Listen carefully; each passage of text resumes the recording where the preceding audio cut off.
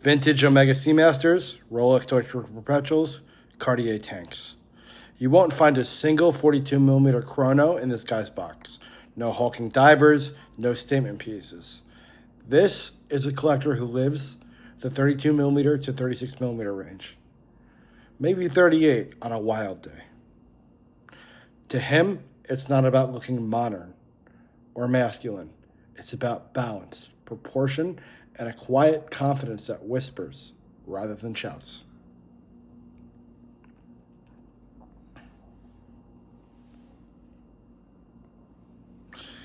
This collector sees watches not as tools, but as design objects, where symmetry, case curve, and elegance reign supreme.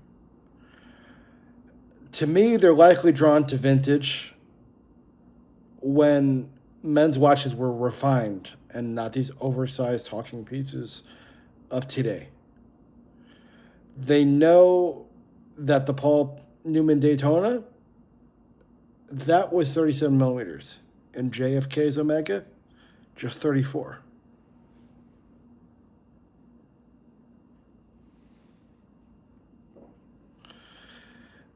They believe the trend towards bigger watches, well, it's just that, a trend. And they're playing the long game.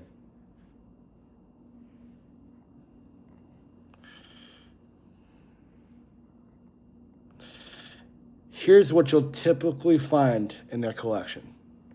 You might find a vintage Rolex Oyster Precision, 34mm perfection, of course. A Cartier Tank Louise, or a musty Cartier. It's about 31 to 24 millimeters. And let's face it, unapologetically classy. A Seiko Laurel reissue, manual wind, or really any 37mm Seiko Elegance model. A 60s Seamaster, slim, elegant, and timeless. You may even find, for some of the unpurists, something like this. A nice 36mm Rolex Datejust. And of course, maybe, just maybe, a small ladies' piece, repurposed, of course, with taste. They're not afraid to cross the gender aisle itself. If the watch fits, it fits.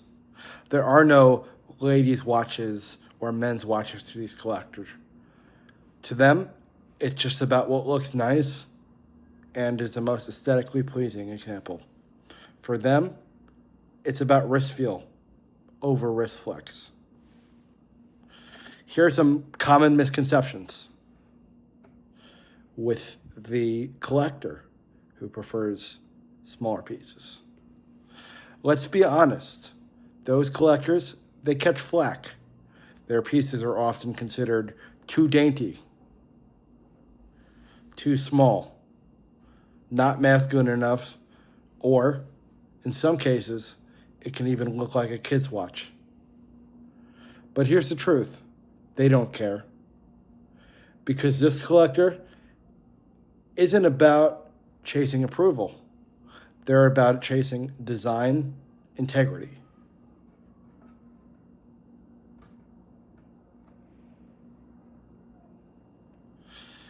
And they know that something a lot of us forget. A smaller watch doesn't shrink your presence. It only focuses it on what really matters. You might be asking yourself, with the trend of bigger watches, when will the market start to catch on? My opinion is that, interestingly enough, the market is starting to catch on. You have really cool modern pieces these days, like a Tudor Black Bay 36, a Rolex Oyster Perpetual 36, or a Cartier Bellon Bleu. Brands are downsizing.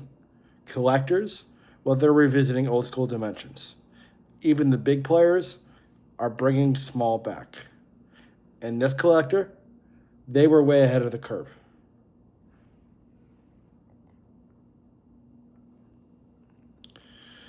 So, are small watch collectors rare?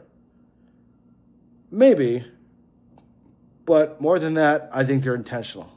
They're confident and they're precise, just like the watches that they love. If you yourself are a small watch collector, then I would love to share your thoughts in the comments.